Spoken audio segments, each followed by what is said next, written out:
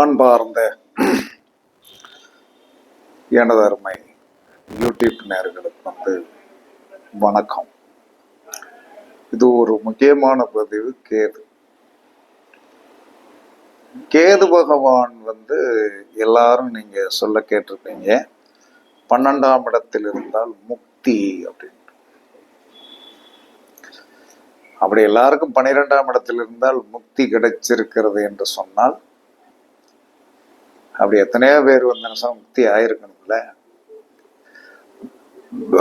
இன்னைக்கு வரைக்கும் நமக்கு 18 சித்தர்களை தவிர்த்து 19வது சித்தர் என்று இன்று வரை ஒன்று உருவாகவில்லை.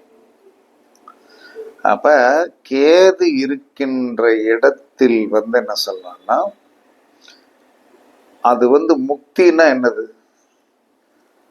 பந்த பாசங்களிலிருந்து விடுதலை. முக்தினா என்னது? பந்த பாசங்களிலிருந்து விடுதலை அப்படிங்கிறது தான் எடுக்கணும்.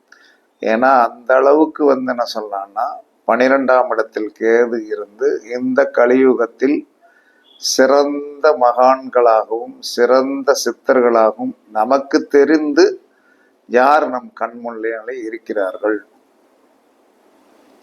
அப்படிங்கிறத நீங்க பார்த்தீங்கன்னா, ஒவ்வொருத்தருடைய ஆத்மாக்களை அவர்களுடைய இடத்தில் ஒரு சமாதி ஆகியிருப்பாங்க. ஏன்னா இந்த இடத்துல புதைச்சிருங்க அப்படின்னு சொல்லிட்டு உட்கார வச்சு அதுக்குண்டான சாஸ்திர சம்பிரதாயங்கள் செஞ்சு புதைச்சி அந்த இடத்துல ஒரு சமாதி கட்டித்தான் இன்னைக்கு வரைக்கும் வச்சிருக்காங்களே தவிர, இந்த 18வது சித்தருக்கு தக்க பிறகு 19வது சித்தரை யாரையும் உருவாக்கி நம்ம கண்ணு முன்னால வந்திருக்காங்களோ இல்லை. ஏன்னா அந்த அளவுக்கு நம்ம மனித வாழ்க்கையில் சரியான ஆட்கள் இன்னும் இல்லை. நம்மளா போய் ஒவ்வொருத்தரையும் கும்பிட்டுக்கிட்டு இருக்கோம். மூக்குப்படிட்டப்பா சித்தர், அந்த சித்தர், இந்த சித்தர் அப்படின்னு சொல்லி ஒவ்வொரு மக்களும் அவர்களை சமாதியான இடத்துல ஒரு ஆக்குபேஷன் பண்ணி அங்கே என்ன சொல்லலான்னா காசு பொருள்களை வாங்கி அங்கே வர்றவங்களுக்கு கொஞ்சம் என்ன சொல்லலான்னா இது அன்னதானம் பண்ணி இங்கே இந்த சக்தி இருக்கிறது அந்த சக்தி இருக்கிறது என்று சொல்லி என்ன சொன்னான்னா ஒரு கூட்டம் இன்னைக்கு வரைக்கும் சம்பாதித்து கொண்டிருக்கு.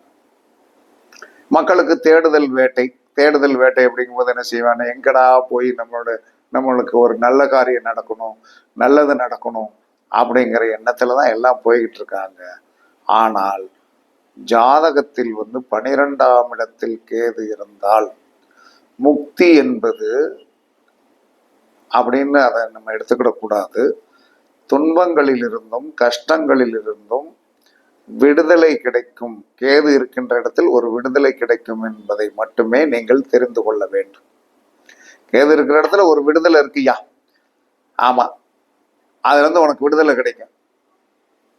அப்படிங்கும்போது இப்ப லக்னாதிபதி லக்கணத்துல கேது இருந்தால் அவருக்கு என்ன மாதிரியான ஒரு இருக்கும்னா, ஃப்ரீ மேனா இருப்பான். Free man. எதுக்கு நான் எதுக்குடா கலங்கணும், நீங்க எல்லாம் கலங்கிட்டு கிடங்க.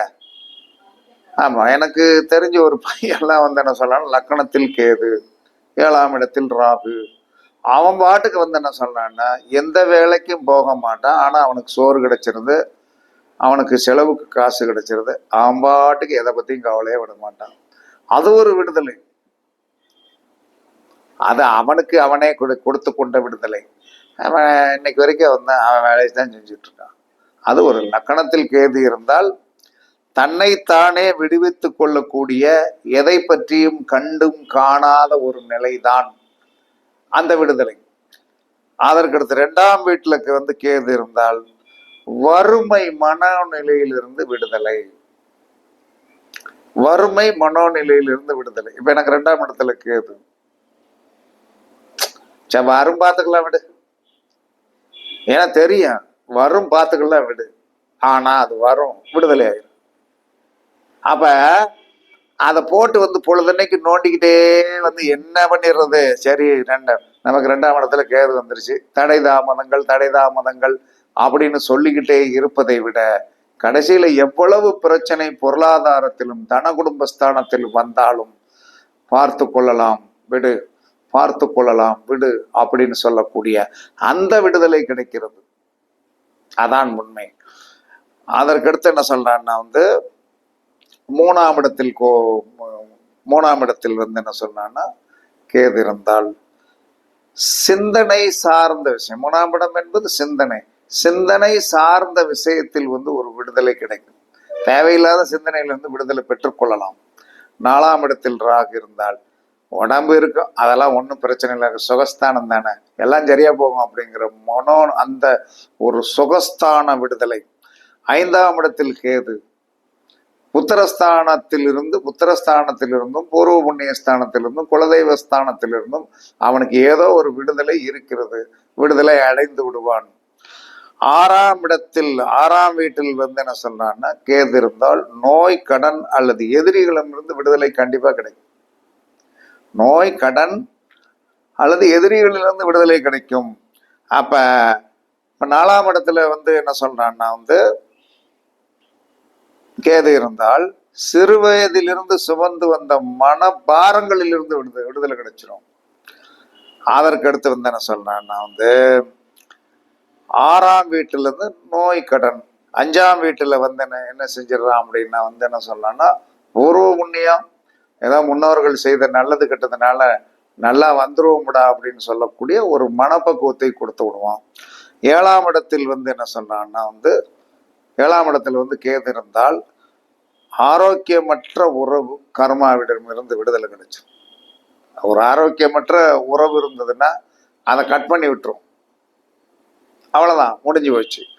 எட்டாம் இடத்தில் வந்து என்ன சொன்னா கேது இருந்தால் கடந்த பிறவி கர்மாக்கள் அல்லது சுமைகளில் இருந்து விடுதலை கிடைக்கும்.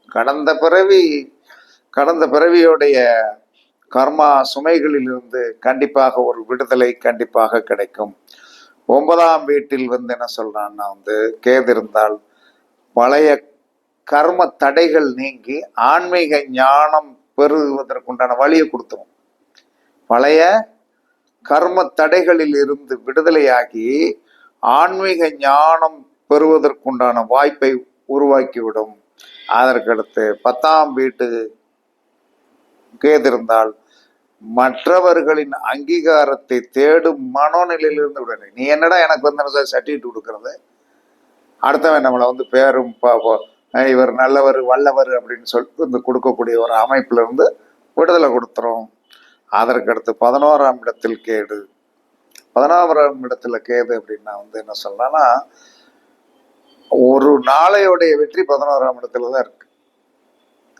அந்த இதை பத்தி கவலையை விடுறது கிடையாது. அந்த இதை பத்தி கவலை அடையாத ஒரு ரிலீஃபிங் கொடுத்துரும். அதற்கடுத்து 12ஆம் வீட்டில் இருக்கிற கேது ஆன்மீக விடுதலைக்கான வலுவான வாய்ப்பை கொடுக்கும், வலுவை கண்டிப்பாக கொடுக்கும். அதனால வந்து என்ன சொல்றான்னா வந்து 12ஆம் இடத்து கேது வந்து உலக வாழ்க்கையிலிருந்து விடுதலை. 12ஆம் இடம் வந்து மூச்சுக்கு முடிகிற இடம். அதுல இருந்து விடுதலை அமைவதற்குண்டான சூழ்நிலைகளையும் சந்தர்ப்பத்தையும் கொடுக்கும், அந்த ஒரு பிறவி ஞானத்தை கொடுக்கும். அதனால முக்தி என்பது ஒன்றிலிருந்து விடுதலை தான். முக்தி என்பது என்ன சொல்றான்னா பந்த பாசங்கள் சொந்தங்களிலிருந்து நம்மை பிரித்து எடுத்து கொண்டு போறவன் தான் கேது. அது 12ஆம் இடத்திற்கு மட்டுமல்ல, எல்லா இடத்துல இருந்தாலும் அந்தந்த இடத்துல இருந்து என்ன சொன்னா அதுல வந்து என்ன சொன்னா லக்கணத்தில் இருந்தாலும் லக்கணத்துக்கு 2ஆம் இடத்துல இருந்தா 3, 4, 5, 6, 7, 8, 9, 10, 11, 12 இருந்தாலும் அவன் எல்லாத்திற்கும் அந்த கட்டத்தில் வந்து ஒரு விடுதலையான உணர்வை கொடுத்து அந்த பந்தவாசங்களில் இருந்து விலக்கி அவர்களை வந்து ஒரு என்ன நிலைமைக்கு கொண்டு வந்துருவான், விடுதலை நிலைமைக்கு கொண்டு வந்துருவான். அப்படிங்கிறதுதான் சாஸ்திரத்தில் சொல்லப்பட்டுள்ள ஒரு விதியே தவிர அது 12ஆம் இடத்திற்கு அது மறுபிறப்பு கிடையாது. அவர் இந்த ஒரு உறுப்பு தான் பிறந்திருக்காரு, அதற்கடுத்து ஒன்றும் இல்லைன்னு கிடையாது. அந்த காரகத்துவம் உடைய ஒரு தன்மை எதுவோ அந்த தன்மையில் இருந்து வந்து என்ன சொல்றான்னா வந்து நம்மை வந்து என்ன சொன்னா விடுதலை செய்ய வைக்கக்கூடியதுதான் முக்தி. முக்தி என்று சொன்னால் போறது தானே, முக்தி என்று சொன்னால முக்தி ஆயிட்டாரியா, முக்தி ஆயிட்டாருன்னா செத்துட்டாருன்னு அர்த்தம். அப்ப எந்த பாவத்தில் கேது இருக்கிறதோ அந்த பாவத்தினுடைய காரகம், உயிர்காரகமோ பொருள் காரகத்தோடைய தன்மைகளில் இருந்து நமக்கு ஒரு விடுதலை கிடைக்கக்கூடிய ஒரு ஆத்ம திருப்தியை கொடுத்து நிம்மதிடா இனிமே என்ன இருக்கு அப்படிங்கிற ஒரு நிலைமையை கொடுப்பானே தவிர, முக்தி என்பது பிறப்பு கிடையாது, அது கிடையாது, இது கிடையாது அப்படின்னு சொல்லக்கூடிய ஒரு சூழ்நிலை இல்லை. ஏன்னா நமக்கு எதுவுமே தெரியாது. நம்ம பிறந்திருக்குமா, இப்ப இருக்கோம். நமக்கு யாராவது இன்று வரை உணர்த்தி இருக்கிறார்களா இறந்தவர் எங்கே இருக்கிறார், இறந்தவர் எங்கே இருக்கிறார்? நமக்கு தெரியுமா? தெரியாது. அப்ப நாம் எதை வேண்டுமானாலும் வந்து என்ன சொல்றேன்னா கண்ணில் காட்ட முடியாத அத்தனையும் தான் நம்ம உதாரணமா காட்டிக்கிட்டு இருக்கோம். ஆனால் கண்ணில் காட்டக்கூடியதை நாம் உதாரணமாக காட்டலை. ஏன்னா காட்ட முடியாது. அவன் என்ன மாதிரி கேளாக்கிய சித்தர் அப்படிமா, சரி கேளாக்க சித்தர் அப்படின்னு சொல்ற இல்ல, தட்டான் ரூபத்துலதான் வருவாராம், வண்டு ரூபத்துலதான் வருவாராம். இதை தவிர வேற ரூபத்துல வருமா? ஏன் பாம்பு ரூபத்துல வருவான்னு சொல்ல மாட்டேங்க? பாம்பு ரூபத்துல வந்தான்னா வரலாம்ல, பாம்பு ஒரு ஜீவராசி தானே. இப்படி உங்களுக்கு கேது என்று சொல்லக்கூடிய ஆதிபத்தியம், முக்தி என்று சொல்லக்கூடிய ஒரு பெரும் நல்லதை கொடுக்கும். அது உங்க ஜாதகத்தில் எந்த இடத்தில் இருக்கிறதோ அந்த இடத்தில் இருக்கின்ற தடையை உடைத்து நீங்கள் ஃப்ரீயான மைண்டுக்கு வரக்கூடிய ஒரு சூழ்நிலையை உருவாக்குவதுதான் முக்தி அப்படிங்கிறத நம்ம எடுத்துக்கிடணும். நீங்கள் இன்னும் பரிச்சித்து பாருங்கள். லக்கணத்துல கேது இருக்குது, நமக்கு என்ன விடுதலை கிடைச்சது? 2ஆம் இடத்துல கேது இருக்குது, 3ஆம் இடத்துல கேது இருக்குது, 4ஆம் இடத்துல கேது இருக்குது, 10ஆம் இடத்துல கேது இருக்குது. ஒருத்தருக்கு 10ஆம் இடத்துல கேது இருக்குது. எனக்கு வேலையே வேண்டையான்னு வீட்டுல உட்காந்து சோறு சாப்பிட்டுட்டு இருக்கு.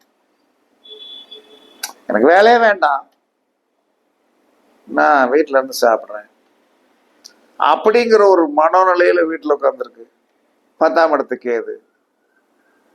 அப்ப எந்த ஒன்றுமே என்ன சொல்றான்னா, எந்த இடத்தில் கேது இருக்கிறதோ அந்த இடத்தில் உங்களுடைய வாழ்நாள் முடிவதற்குள் ஒரு விடுதலையான மனோநிலையை கொடுத்து அந்த இடத்தில் கேது ஒரு சந்தோஷத்தை கொடுப்பான் என்றுதான் நாம் எடுத்துக்கொள்ள வேண்டுமே தவிர வேறொன்றும் எடுத்து நாம் ஒரு கற்பனை பண்ணி கொண்டிருக்க வேண்டாம்.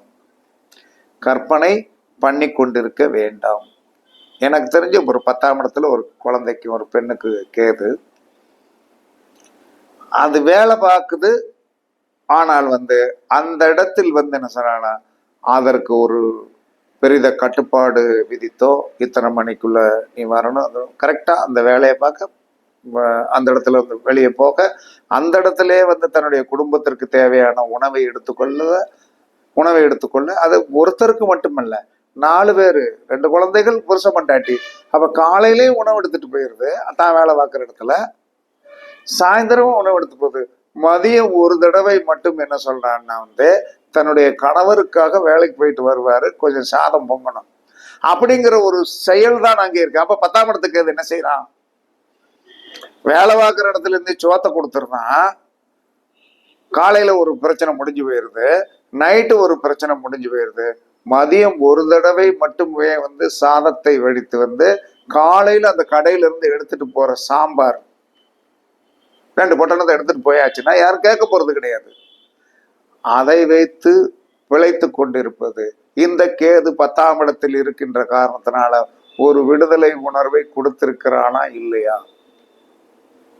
இப்படித்தான் நம்ம எடுக்கணும். அப்ப 10ஆம் இடத்துல கேது இருக்கான், பதவி பறி போயிடும், அது நெருக்கமான சூழ்நிலைகளுக்கு எடுக்கும், சங்கடங்களை கொடுக்கும் என்று எல்லாம் சொல்லிக்கிட்டு தான் இருந்தான். அப்ப புரிதல்